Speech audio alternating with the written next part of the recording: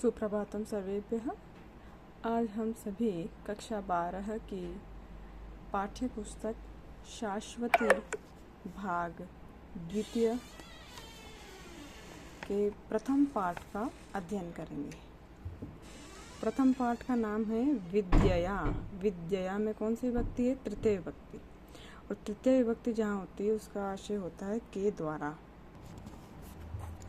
अमृतम से तात्पर्य है अमृत तत्व की, अर्थात अमरता की, या वास्तविक सत्य भी इसे कहते हैं, जो कभी नष्ट न हो, जो सदैव विद्यमान रहे। अश्नुत यानी कि प्राप्त करता है, कि विद्या से मनुष्य अमरता को प्राप्त करता है। यह जो पाठ है यह ईशावास्योपनिषद से लिया गया है। ईशावास्योपनिषद से लिया गया है यह पाठ। और यह जो उपनिषद है यह यजुर्वेद की माध्यन दिन एवं काण्व संहिता का 40वां अध्याय है। बच्चों कौन सा अध्याय है? 40वां अध्याय है। और बच्चों ये सबसे छोटा उपनिषद है जिसमें कुल मिलाकर 18 ही मंत्र विद्यमान है। चलिए हम पहला मंत्र देखते हैं।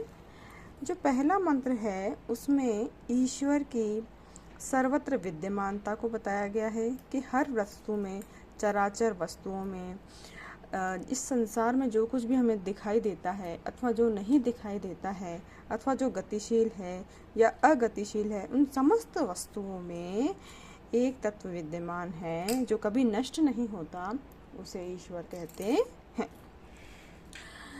ईशावास्यम इदम, यह संपूर्ण संसार, इदम सर्वम, यह सब कुछ, अर्थात यह सब कुछ यानी कि इस जगत में जो यह सब कुछ हमें दिखाई दे रहा है अथवा जो हमारी दृष्टि से भी परे है, यत किंच, जो कुछ भी, जगत्याम, इस जगत में, जगत्याम कौन सी विभक्ति हो गई? सप्तमी विभक्ति एक वचन। इस जगत में, जगत, जो भी जगत कहते हैं जो गतिशील वस्तु होती है ना, गच्छति अर्थात जाना, यानी कि जो भी गतिशील वस्तुएं हैं इस जगत में, जो कुछ भी, यत किंच, जो कुछ भी, किंच मतलब कुछ भी, यत यानी कि जो, इस जगत में जो कुछ भी गतिशील वस्तुएं हैं वे सभी ईशा, पुनः तृतीय विभक्ति आ गई, ईश्वर के द्वारा वास्यम, ईश्वर के द्वारा व्याप्त है। उन सभी वस्तुओं में ईश्वर व्याप्त है। जो कुछ भी आप देख रहे हैं, किसी व्यक्ति को, किसी प्राणी को, किसी पेड़ को, किसी पौधे को, अथवा जो कुछ भी जीव आप देख रहे हैं, सजीव अथवा निर्जीव, उन सभी में ईश्वर व्याप्त है।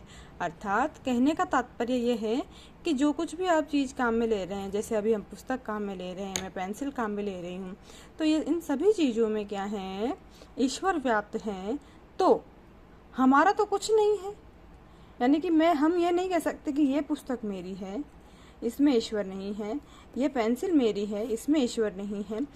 यहाँ तक कि इस संसार में जो कुछ भी हमें दिखता है उन सभी में ईश्वर तत्व है, यानी कि मेरा स्वामित्व तो, मेरा अधिकार तो किसी पर भी नहीं है जिसे मैं कह सकूं कि मेरा है यह। अब जो तुम्हारा नहीं है तो उसके प्रति तुम्हारी वृत्ति कैसी होनी चाहिए?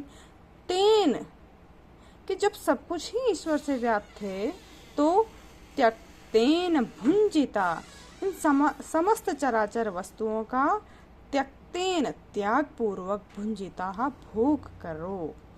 आत्मनेपदी पद है, धातु है, और विधि लिंग लकार, मध्यम पुरुष एक वचन।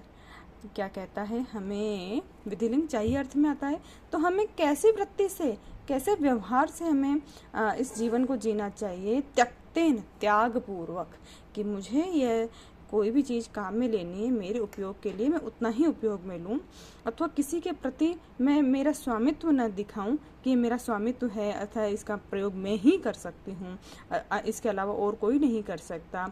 और जितना भी, जिस चीज़ का जितना भी हमें प्रयोग करना है उसका उतना ही करना है जितनी उसकी आवश्यकता हो। जब ऐसा होगा तो माँ घृदः, माँ मत करो, घृदः लोप, लोलुपता मत करो, लालच मत करो, क्योंकि कस्यस्वित् धनम, यह धन किसका है, अर्थात उस ईश्वर का है। कि यह सब कुछ जब ईश्वर का है तो तुम क्यों लालच करते हो। लालच के बिना और कैसे, त्याग के साथ में हमें प्रत्येक वस्तु का, प्रत्येक उपयोग अपने जो भी अपने काम में आने वाली वस्तु है उनका उपयोग करना चाहिए। पुनः एक बार देख लेते हैं हम कि यह यत् किंच जगत्याम जगत सर्वम, कि जो कुछ भी इस जगत में है, जो कुछ भी इस संसार में, इस सृष्टि में व्याप्त है, वो सब कुछ ईश्वर से व्याप्त है। अर्थात सभी में ईश्वर तत्व की सत्ता विद्यमान है।